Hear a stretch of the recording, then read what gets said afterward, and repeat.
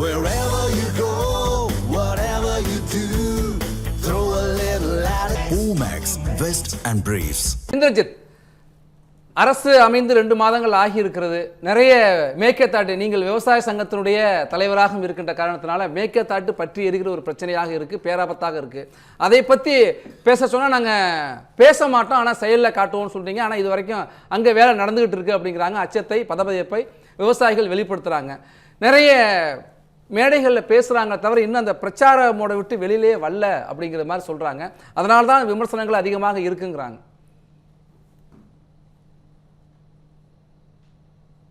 First வந்து 2 விஷயம் இந்த தலைப்புக்குள்ள வருவோம்.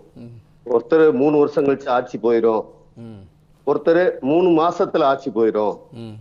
அப்புறம் வந்து சிவா மத்திய அமைச்சர் ஆயிடுவாரு, ஆட்சி போயிடும் சொல்றாங்க. 6 மாசத்துல சிவா மத்திய அமைச்சர் ஆயிடுவாரு அப்படின்னா மத்தியில மு.க. ஸ்டாலின் முதலமைச்சர் ஆயிடுவாரு. 6 மாசம் ஒருத்தர் சொல்றாரு, 3 வருஷம் ஒருத்தர் சொல்றாரு. இது ஆண்ட 2 பெரிய கட்சி, ரொம்ப வளர்ச்சி பெற்ற கட்சிகள். நல்ல இந்த தமிழ்நாட்டுல நான் வெளி மாநிலங்கள்லாம் போயிட்டு வந்ததுல சொல்றேன், தமிழ்நாடு ஒரு வளர்ச்சி பெற்ற மாநிலம். இதை உருவாக்குனதுல திராவிட கட்சிகளுக்கு பங்களிப்பு உண்டு, நான் அதுல மறுக்கல. ஆனா அப்படி அனுபவம் உள்ள கட்சிகள் இப்ப வந்து இந்த ஆட்சி வந்து 3 வருஷத்துல போயிரும் அல்லது 6 மாசத்துல போயிரும் அப்படின்னா எந்த அடிப்படையில் போகும்? எந்த அடிப்படையில் போகும்? அங்கீகரிக்கிறாங்களா ஆட்சி கவிழ்ப்ப? இல்ல இந்த மைனாரிட்டி அரசா ஏற்கனவே டாக்டர் கலைஞர் அவர்கள் காலத்துல இருந்துச்சு. 1999ல 90 சீட்டு தான் இருந்துச்சு. 96 அப்ப திமுக வந்து இந்திய கம்யூனிஸ்ட் கட்சி எல்லாம் ஆதரவு கடிதம் கொடுத்தோம். 96 ஆதரவு கடிதம் கொடுத்தோம். ஆதரவு கடிதத்தை கருத்து முரண்பாடு வந்து அந்த கூட்டணியை விட்டு நாங்க வெளியே வந்தப்ப கூட ஆதரவு கடிதத்தை விளக்கிக்கல, அப்பவும் ஆதரவு கொடுத்தோம். கூடுதல் எண்ணிக்கையில் இருந்த காங்கிரஸ் பாட்டாளி மக்கள் கட்சியும் கொடுத்திருந்தாங்க, உறுதிப்படுத்தினாங்க அந்த இடத்தை. இந்த மாதிரி ஒரு சிக்கல் அப்ப ஏற்படல, எல்லாமே அதை உறுதி கொடுத்திருந்தாங்க. யாருமே வெளியே வரல. பிரச்சனை முரண்பாடு இருந்தா கூட முரண்பாடு பேசப்பட்டதை தவிர ஆதரவு கடிதத்தை யாரும் வாபஸ் வாங்கல. அதனால அப்படி ஒண்ணு ஏற்பட்டுரும் அப்படிங்கறதுல இப்ப மத்திய அமைச்சரா சிவா வருவார் அப்படின்னு சொன்னா அப்ப ஒண்ணு பாரதிய ஜனதா ஆட்சிய பாரதிய ஜனதாவை திமுக ஆதரிக்க போதா, அல்லது இந்த ஆட்சி கவிழ்ப்பு நடந்து மத்தியிலையும் ஆட்சி மாற்றம் நடந்துற போதா? இதெல்லாம் ஒரு கேள்வியாக இருக்கு. ஒண்ணு. ஒரு மேகதாட்டு இஷ்யூல வந்து நிறைய குழப்பம் இருக்குங்க. அந்த சட்டமன்றத்திலே பேசப்பட்டப்ப எதிர்கட்சி தலைவர் மரியாதைக்குரிய உதயநிதி அவர்கள் நடுவர் மன்றம் அமைக்கணும் அதுக்கு அப்படின்னு சொன்னாங்க. அதை ஏத்துக்கும், நடுவர் மன்றத்தையும் சேர்த்து ஏத்துக்கோன்னு முதலமைச்சர் சொன்னாரு. 2மே தப்பு தான். ஏன்னா காவிரிக்கு ஒரு நடுவர் மன்றம் ஏற்கனவே இருக்கு, அது காவிரி ஆணையம் இருக்கு. அந்த நடுவர் மன்றத்தை சரியா அமுல்படுத்தணும்னு ஆணையம் சொல்லணுமே தவிர அதுக்கு ஒரு நடுவர் மன்றமே தேவை கிடையாது. மறுபடியும் இந்த அணைக்கு ஒரு நடுவர் மன்றம் என்பது தப்பு. 2வது, இந்த 2 மாசத்துல ஒண்ணும் அங்க வேலை நடக்கல. ஏற்கனவே 7000 கோடி ஒதுக்கப்பட்டது, திருப்பி 2000 கோடி ஒதுக்கப்பட்டு 9000 கோடியில் அங்க வேலை நடந்துகிட்டு இருக்கு. அப்ப வேலை நடந்துகிட்டு இருக்கும் போதும் இதே நம்முடைய ஏற்கனவே திராவிட முன்னேற்ற கழகம் ஆட்சியில் இருக்கும் போதும் சட்டமன்றத்துல இது பிரச்சனையாக்கி மனு கொடுத்திருக்கிறோம். முதலமைச்சர் கடிதம் எழுதியிருக்காரு. கடிதம் போதுமானா பத்தாது. இப்ப முதலமைச்சர் தீர்மானம் போட்டிருக்கிறாங்க. அதனால இதுல வந்து எல்லாரும் ஒன்னா நிக்கணுமே தவிர அது இந்த இதே தப்பு. அதுக்கு ஒரு நடுவர் மன்றம் அமைக்கிறேன்னு சொன்னது கம்யூனிஸ்ட் கட்சியினுடைய உறுப்பினர் தலி ராமச்சந்திரன் பேசினார், உடனே எதிர்த்து பேசினார். நீங்கள் ஆதரவு கொடுக்கிற காங்கிரஸ் அங்கம் பெற்றிருக்கிற இந்த அமைச்சரவை தான் அதுக்கு ஒரு முடிவை எடுக்கணும். காங்கிரஸ் தான் கர்நாடகத்தில் ஆளுகிறது. பேசி தீர்க்க வேண்டிய பிரச்சனையை இன்னும் அச்சத்தோட தொடர்றது ஆபத்து இல்லையாது? இல்ல, இன்னொரு ஆபத்தான விஷயம் என்னன்னா, நடுவர் மன்றம் என்பது அதுக்கு தனியா அமைக்க வேண்டியது இல்ல. அதை அமைக்கிறதுங்கிறதே நமக்கு மைனஸ். இப்ப எங்க இருக்குன்னா எதிர்கட்சியும் ஆளுங்கட்சியும் சட்டமன்றத்துல அந்த விஷயத்துல இப்ப முதலமைச்சர்கிட்ட எதிர்கட்சி தலைவர் சொன்னாரு, அது சரியோ தப்போ அவர் ஏத்துக்கிட்டாரு. அது ஏத்துக்கிட்டதே தப்புங்கிறோம் நாங்க, அது வேற விஷயம். ஆனா ஏத்துக்கிட்டாரு. அப்படி இப்போ நல்லாதான் போச்சு. முதலமைச்சரா அவர் பதவியேற்ற உடனே எதிர்கட்சி தலைவரை பார்த்தாரு, முன்னாள் முதலமைச்சரை பார்த்தாரு, மரியாதைக்குரிய ஸ்டாலின் அவர்களை பார்த்தாரு, எல்லாரையும் பார்த்தாரு. ஒரே ஒரு தப்பு தான் பண்ணாரு. அதிமுக முறைப்படி அந்த கட்சியினுடைய பொதுச் செயலாளரை பார்க்காம இடையில இருந்த அதிமுக அப்பவே 2ஆ உடைய நினைச்சாரா என்னன்னு தெரியல, ஒரு குரூப்பை போய் பார்த்தாரு. மற்றபடி அது வரைக்கும் சரியா தான் போச்சு. அது வரைக்கும் எதிர்க்கட்சி தலைவரா இருக்கக்கூடிய முன்னாள் முதலமைச்சர் ஸ்டாலின் கூட இந்த ஆட்சி வந்து தொடரட்டும், நாங்க நல்ல எதிர்க்கட்சியா செயல்படுவோம் தான் சொன்னாரு. இடையில ஏன் இவ்வளவு முரண்பாடு வந்தது, ஏன் இவ்வளவு வந்துச்சு? ஒரு திடீர் மாற்றங்கள்ங்கிறது எப்பொழுதும் ஏற்படதான் செய்யும். இப்ப நீங்க பாத்தீங்கன்னா 1952 அனைவருக்கும் வாக்குரிமை வழங்கலாம் அப்படிங்கிற பொது தேர்தல். அந்த தேர்தலை திமுக தமிழ்நாட்டுல போட்டியிடல. அது வரைக்குமே 1952 தேர்தல்ல மத்தியில காங்கிரஸ் ஆட்சி, மாநிலத்துல காங்கிரஸ் ஆட்சி. 57 தேர்தல்ல மத்தியில காங்கிரஸ் ஆட்சி, ஒரே ஒரு மாநிலத்துல மட்டும் மாற்றாட்சி வந்துச்சு. அதுதான் கேரளாவில் கம்யூனிஸ்ட் கட்சி ஆட்சி. அன்னைக்கு திடீர்னு ஒரு மாற்றாட்சி வந்தோடனே எல்லாருக்கும் ஒரு திடீர்னு ஒரு மாற்றாட்சி திடீர்னு வந்துருச்சேன்னு ஒரு அதிர்ச்சி இருந்தது. 1967 67ல 10 மாநிலங்கள்ல மாற்றாட்சி வந்துச்சு. தமிழ்நாட்டுல மரியாதைக்குரிய பெருந்தலைவர் காமராஜர் தோற்கடிக்கப்பட்டார். சின்ன சின்ன பையங்களால தான் தோற்கடிக்கப்பட்டாங்க. சீனிவாசன் என்ற ஒரு மாணவர் தோற்கடித்தார் அவரை. அன்னைக்கு இதே போல மாற்றங்களை நோக்கி மக்கள் இருந்தாங்க. அப்பவும் இதே போல அதிர்ச்சி இருந்துச்சு, எல்லாம் இருந்துச்சு. திமுகல பிரிஞ்சு எம்ஜிஆர் ஆட்சி அமைக்கும் போதும் சின்ன பசங்க ஆட்சி, இவங்க ஒண்ணும் பண்ண மாட்டாங்க அப்படின்னு தான் சொல்லப்பட்டது.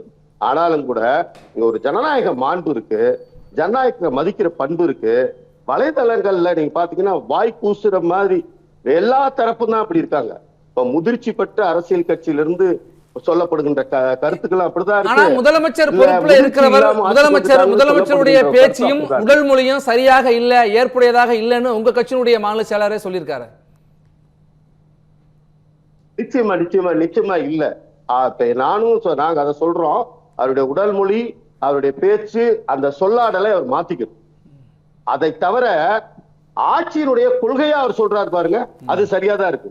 இப்ப ஆட்சிக்கு அவர் வந்து எங்களுக்கு ஆதரவு கொடுங்கன்னு கேட்டப்ப கூட மதச்சார்பற்ற கட்சிகள்கிட்ட தான் ஆதரவு கொடுங்கன்னு கேட்டார். ஆதரவு கொடுங்கன்னு மதச்சார்பற்ற கட்சிகள்கிட்ட தான் கேட்டார்.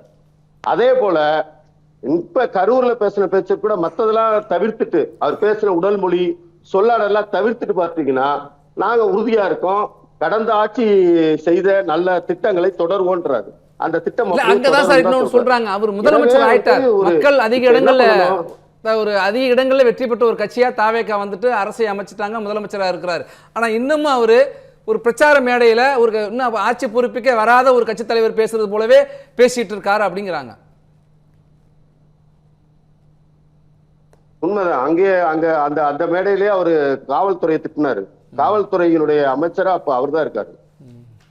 எதிர்கட்சியா இருந்து தேர்தல் பரப்புரையில எப்படி காவல்துறையை குறை சொன்னாங்களோ அதே போல சொன்னாரு காவல்துறைய.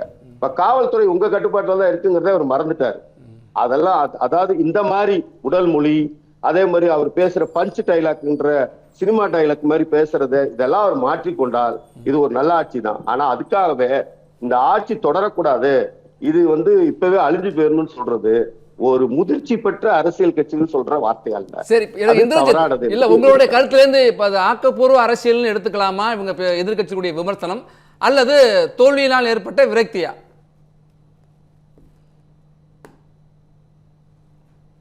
இப்ப இவங்களுக்கு விரக்தி வரக்கூடாது, ஆனா விரக்தி மாதிரி தான் தெரியுது. ஆக்கப்பூர்வம் கிடையாது. ஆக்கப்பூர்வம்னா என்ன பண்ணணும், தோத்ததுக்கான காரணம், தோத்ததுக்கான காரணத்தை கண்டுபிடிச்சு ஜெயிக்கிறதுக்கு முயற்சி பண்ணணும். டாக்டர் கலைஞர் வந்து 10 வருஷம் கழிச்சு மெதுவா பொறுத்து ஆட்சிக்கு திரும்பி வந்தாரு.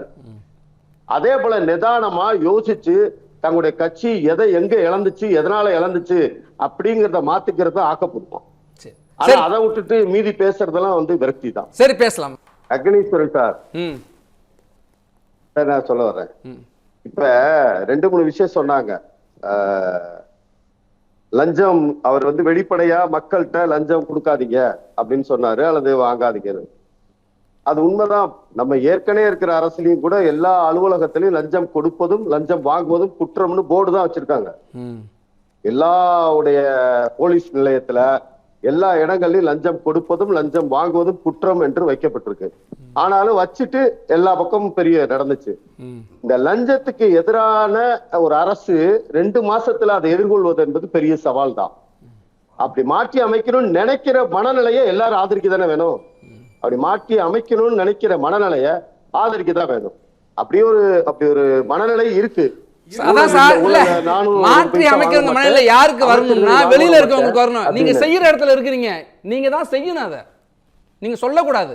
சொல்ற இடத்துல நீங்க இல்ல, செய்யற இல்ல, இடத்துல இருக்கீங்க. அதாவது அவரே சொல்றேன் நான். இல்ல ஒரு முதலமைச்சர், ஒரு அரசு அந்த மாற்றத்துக்கு தயாராகுதுன்னா அதுக்கு ஒத்துழைக்க வேண்டியது எல்லாருடைய கடமையும் கூட. அதுக்கான மாற்றத்துக்கு தயாராகிறாரு அப்படிங்கிற ஒரு இண்டிகேஷன் தான் அவங்க பண்ணிருக்காங்க. நீங்க 2 மாசத்துல முடிஞ்சிருச்சுமானா நீண்ட நாளா புறையோடி இருக்கிற ஒரு விஷயம் 2 மாசத்துல மாறிடும் அது. ஆனா இப்ப நீங்க சில அலுவலகங்களுக்கு போனா வாங்குறதுக்கு பயப்படுறாங்க. ஒண்ணு. ரெண்டாவது, அவங்க கட்சியை சார்ந்தவங்க பயப்படுறாங்க. இந்த பயம் நீடிக்குமா நீடிக்காதா, அல்லது அவங்க வழக்கம் போல ஆயிடுவாங்களாங்கிறது இன்னும் கொஞ்சம் நாள் கழிச்சு தான் தெரியும். அதனால இப்ப சொல்ல முடியாது. ஆனா அதுக்காக லஞ்சம் வாங்கினா தப்பு அப்படின்னு சொன்னா அந்த உடல் மொழி வேணா அவர் தப்பா இருக்கலாமே தவிர, அப்படியான அந்த எண்ணம் பாராட்டத்தக்கது, அதுக்கு ஆதரவா தான் இருக்கணும். மேகதாட்டு அணை விஷயத்திலயும் அதே மாதிரி தான். அவருக்கு கவனக்குறைவுன்னு சொல்றதை விட ரொம்ப ஓவரா அரவணைச்சு போறேங்கிற அந்த நிலையில எடுத்த ஒரு முடிவு. ஆனா அது எப்படின்னா, ஒரு காவிரி ஆணையம் வேணும் அப்படின்னு இருக்கும் போது இது தேவையில்லை அப்படிங்கிறத யோசிக்கவே இல்லை அவரு. அப்படிங்கிறது உண்மை. அததான் நாங்க திரும்ப சொல்லிட்டோம். மறுபடியும் அவர் யோசிக்க ஆரம்பிச்சிருக்கிறாங்க. அதெல்லாம் மிகப்பெரிய மாபெரும் குற்றமாக பேச வேண்டியதில்லை. அதெல்லாம் மாபெரும் குற்றம் கிடையாது. ஆனா அத மாத்திக்கல. தமிழ்நாட்டு வாழ்வாதார பிரச்சனையில எப்படி சார் கவனக்குறைவா இருக்கணும்? அது எப்படி சார் குற்றம் இல்லைன்னு சொல்லுவீங்க? கவனக்குறைவு தானே சார். கவனக்குறைவு இந்த விஷயம் இல்ல சார். வாழ்வாதார பிரச்சனை தான் இல்லன்னு யாரும் சொல்லல சார். அவர் சொல்ல வர்றது மாற்றத்துக்குரிய விஷயங்கள், நான் சொல்றேன் மாற்றத்திற்குரிய விஷயங்கள் யோசிக்கக்கூடிய நிலையில முதல்வர் வந்திருக்கிறாரு சொல்றாரு. அதே நீங்க எந்த கேக்குறீங்க? நான் சொல்றேன். நீங்க சொல்லாதீங்க. நான் நெறியாளருக்கு சொல்றேன். பெருங்குற்றம் இல்லைன்னா சொல்லல. அவரு பிடிவாதமா நான் அந்த நடுவர் மன்ற அமைச்சர் தெரிவுன்ற நிலையில தாவேக அரசு இப்ப இல்ல. பிடிவாதமா நான் சொன்னதுதான் அப்படின்னு நிக்கல அவரு. நிமிஷத்துல அதை ஏத்துக்கிட்டாரு. இல்ல இப்ப நாம அதை மாத்தி அமைக்கணும்னு பேசிட்டு இருக்காங்க. அத அவர் காது கொடுத்து கேட்டுக்கிட்டு இருக்காரு. நன்றி சார். விவசாயிகள் கொண்டாடுவாங்க, வரவேற்பாங்க. சொல்லல.